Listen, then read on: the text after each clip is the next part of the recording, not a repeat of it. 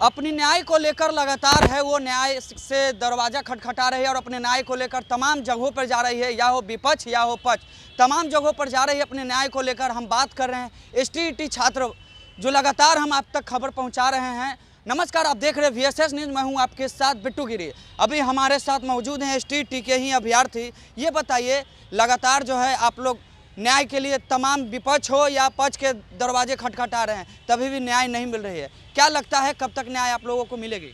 अब देखिए, आस है हम लोग का, आज सच्चाई की जीत होकर करेगा एक दिन ना एक दिन जी। अब सच्चाई के रास्ता पर हम लोग हैं, मेरिट में आए हैं तो अपने हक के लिए अपना आवाज़ उठा रहे हैं शिक्षा मंत्री, शिक्षा विभाग से। जी। अब देखना आई है कि सरकार हम लोग का बात मानती है कि नहीं। मानने का क्या बात है, जब हम लोग नोटिफिकेशन के अनुसार पास किए हैं, कैटेगरी वाइज सब रिजल्ट आ गया है, तो सरकार को मानना चाहिए। कुछ दिन पहले की बात कर लिया जाए तो आपके जो सीनियर हैं, अनिल नाम है उनका, उन पे ही कुछ गतिविधियां हुई है, गाली गलौज तक ये बातें आई हैं सामने। क्या लगता है इसको?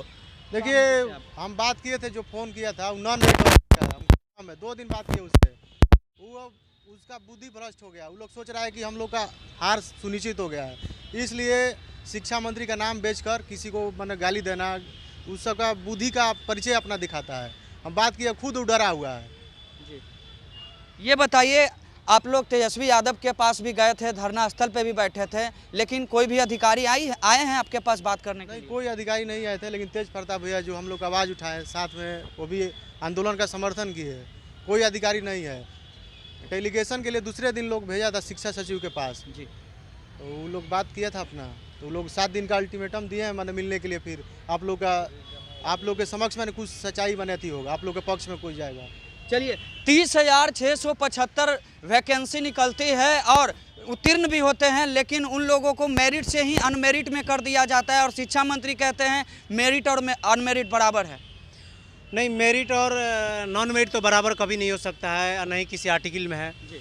मैं पूछना चाहता हूँ पढ़े लिखे लोगों से कि किस विश्वविद्यालय में नॉन मेरिट और मेरिट पढ़ाया जाता है? कहीं पढ़ाया जाता है ऐसा, या कहीं संविधान में ऐसा प्रावधान है? और किस एग्ज़ाम में लोग फेल नहीं होते हैं? तब तो IAS में भी एग्ज़ाम हुआ है, हमारे शुभम कुमार जी बिहार का नाम रोशन किया है, उनको भी क्या किया जाए कि फेल करके दूसरे लड़का को टॉप करा दिया जाए? तो ये कहीं से तो कथाकथित सही नहीं है। इसलिए सरकार से हम अपनी मांग को रखते हैं कि सरकार, हम 30,675, जैसा कि आप बोले कि 37,400 कुछ सीटें जो है विज्ञापित है, लेकिन 30,675 जो डिजर्विंग कैंडिडेट है, जो मेरिट में है, तो हम लोग जो है अब प्रतियोगिता परीक्षा, बिहार बोर्ड ने अपने काउंटर अपड्यूट में भी कहा है कि ये एक कॉम्पिटिटिव नेचर का एग्ज़ाम है, और हम लोग जब कॉम्पिटिटिव नेचर के एग्ज़ाम दे दिए, मेरिट में आ गए, तो फिर हम लोग को बस सरकार से, शिक्षा मंत्री जी से यही मांग करते हैं कि हम लोग के साथ अन्याय हो, अन्याय ना हो, और मेरिट कभी अर्थहीन हो नहीं सकता है। ये कहीं भी ऐसा नहीं लिखा है। कब तक न्याय पर आपको भरोसा है और कब तक आप लोगों को न्याय मिलेगी? न्याय पर क्या भरोसा है? अभी देख रहे हैं कि कोर्ट जो है फिजिकल मूड में चल रहा है, हमारे केस का सुनवाई भी नहीं हो रहा है। अब इसमें सरकार को साजिश कहा जाएगा, सरकार साजिश कर रही है, तभी इसका केस की सुनवाई नहीं कर दे रही है। तब तक अभी न्याय की बात कहाँ करें? अब ये कल र्यूमर फैल गया कि फिर से जो है एग्ज़ाम होगा, तो हम लोग एग्ज़ाम क्यों देंगे? हम लोग तो कॉम्पिटिटिव मेजर का भी PSC जैसे टॉप लेवल स्तर का एग्ज़ाम को हमने पास करके आया है, मेरिट में आया है, तो अब क्या हम लोग एग्ज़ाम देंगे? इसलिए हम कोर कमेटी के जितना भी हमारा टीम है, जो 375 का, और छात्र एकता मंच, इस सब इस एग्ज़ाम का हम लोग विरोध करते हैं और भर्त्सना करते हैं।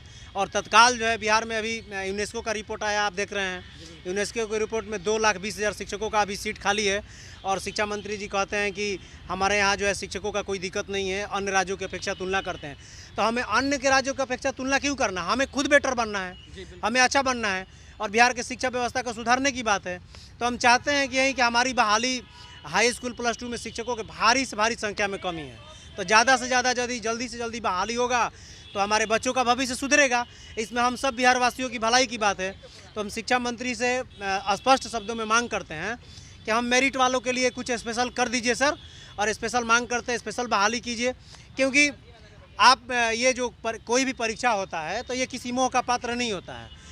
किस एग्ज़ाम में लोग फेल नहीं होते हैं, तो क्या उसके लिए उसका पैमाना बदल देंगे? इसलिए हम नोटिफिकेशन की मांग करते हैं कि हमारी नोटिफिकेशन के अकॉर्डिंग जो है मेरा बहाली होना चाहिए। हमारी सरकार, बहुत लोग कहते हैं कि विपक्ष के पास आप जाते हैं, विपक्ष के पास हम लोग क्यों जाते हैं? इसलिए कि सरकार हमारी नहीं सुन रही है। यदि हमारी बात सरकार सुनेगी तो हम लोग क्यों नहीं विपक्ष के पास काहे जाएंगे विपक्ष के पास? क्योंकि स्टूडेंट जो होता है सभी पार्टी का सपोर्टर होता है, हमें किसी पार्टी से नफरत नहीं। जो हमारे हित की बात सोचेगी, जो रोजगार की बात सोचेगी, जो पार्टियाँ जो छात्र हित के बारे में सोचेगी, वो हमारे लिए स्पेशल है। हम युवा जाएँ तो कहाँ जाएँ? आज 2019 की बहाली है, 3 साल बीतने को हो गया है। आज हाई स्कूल प्लस 2 में शिक्षक नहीं है। सरकार गेस्ट अतिथि देवो भव के अलावा सरकार चला रही है, स्कूल चलवा रही है।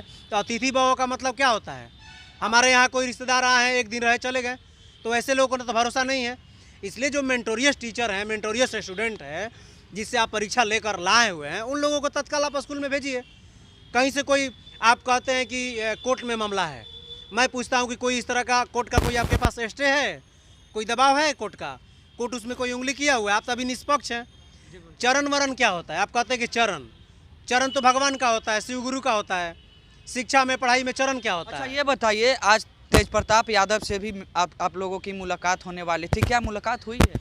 हाँ, मुलाकात हमारी हुई है तेज भैया से। हम यही बस उनसे भी कोई पॉलिटिकल ऐसा इशू नहीं है, बस हमारी दर्द को जो सुनेगा मैं उसके पास जाऊंगा। यदि सरकार हमारी दर्द को सुनती है तो हम सरकार के साथ रहेंगे।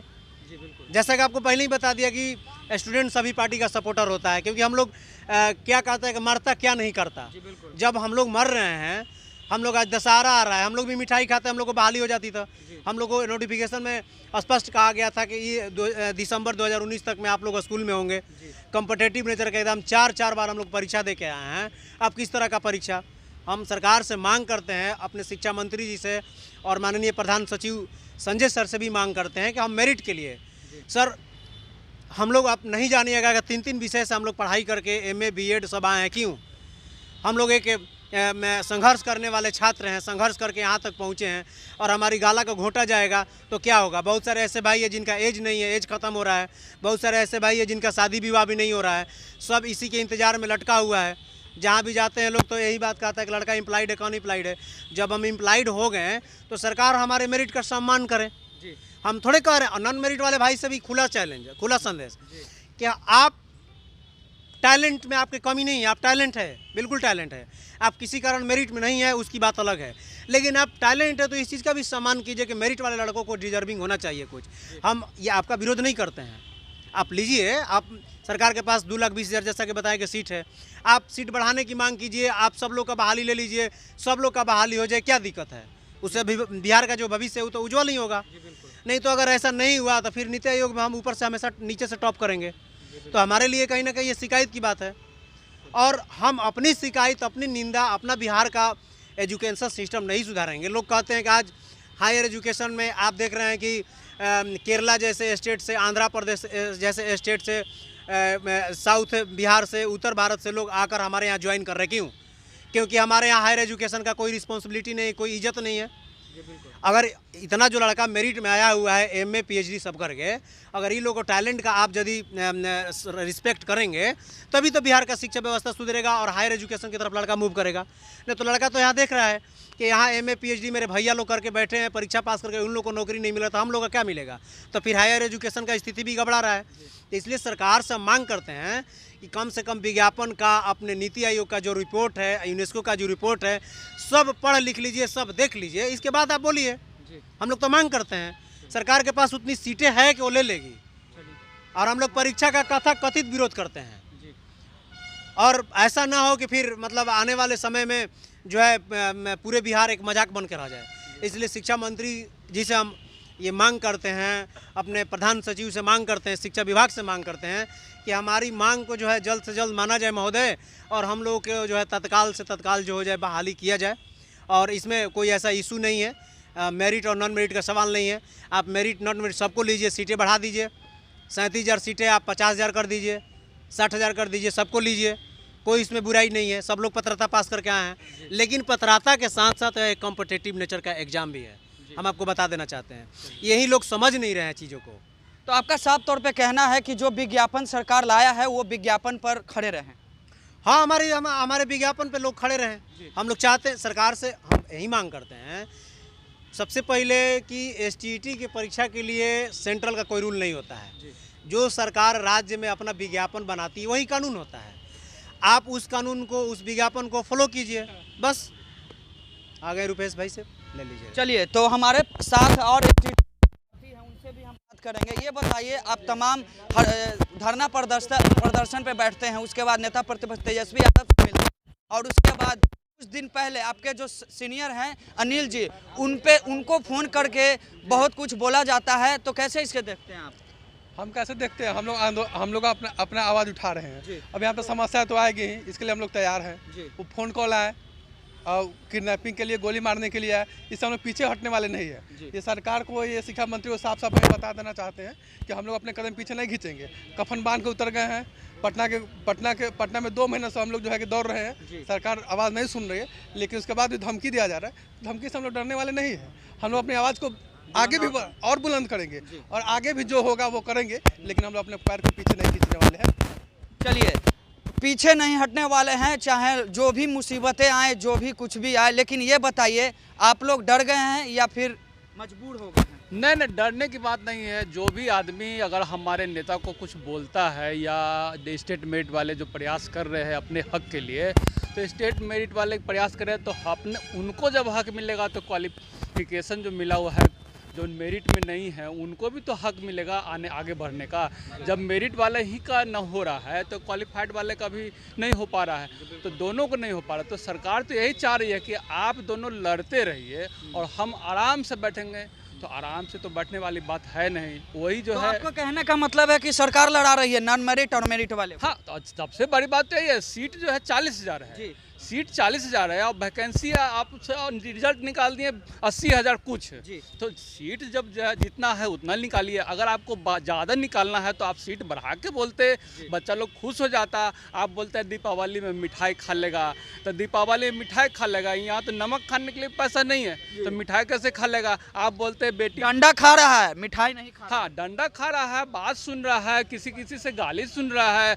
तो जिनको जितना दिमाग है वो अपना बोलते हैं, प्रोटेस्ट करते हैं। उनको दिमाग है कि भाई जरा सा अनिल जी को बोल दे, तो वो भी बोलते हैं। तो वो भी समझ जाएंगे कि भाई मेरिट और नॉन मेरिट का चक्कर नहीं है, ये दोनों को रोकने का प्रयास है सरकार के तरफ से। अगर प्रयास नहीं होता तो हर विभाग में, जितना भी विभाग है, सब में पेंडिंग क्यों है? वैकेंसी क्यों नहीं बहाली हो रही है?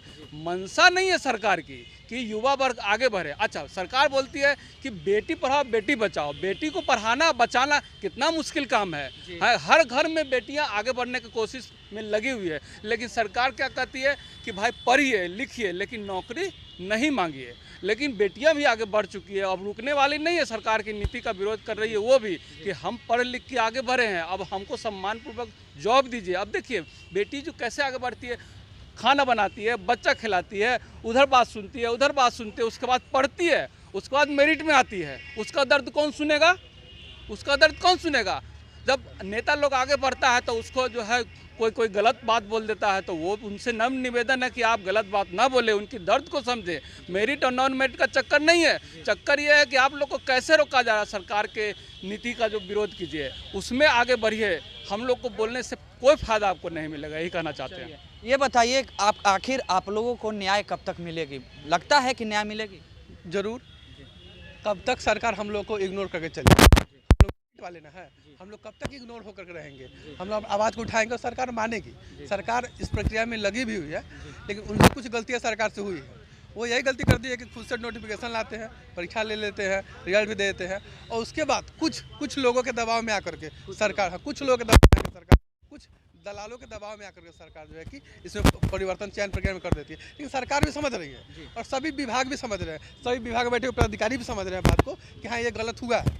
तो वो समझ रहे हैं। अब पर्सनली मिले पर वो बताते भी है बात कि हाँ ये गलत, आप लोगों के साथ गलत हुआ है, लेकिन वो खुल करके नहीं आ रहे हैं। लेकिन वो आश्वासन जरूर दिए हैं कि आप लोग का इसमें सुधार हो करके आप लोग को मेरिट के आधार पे होगा, ये होगा। और हम लोग, लेकिन हम लोग रुकने वाले नहीं हैं। हम लोग वो तब तक, जब तक हो नहीं जाता तब तक हम लोग जो है कि अपना, जब तक तोड़ेंगे नहीं, जब तक छोड़ेंगे नहीं। इनका साफ तौर पे कहना है कि हम अपना न्याय जो है वो लेकर रहेंगे, चाहे जो कुछ होना चाहिए वो होके रहे।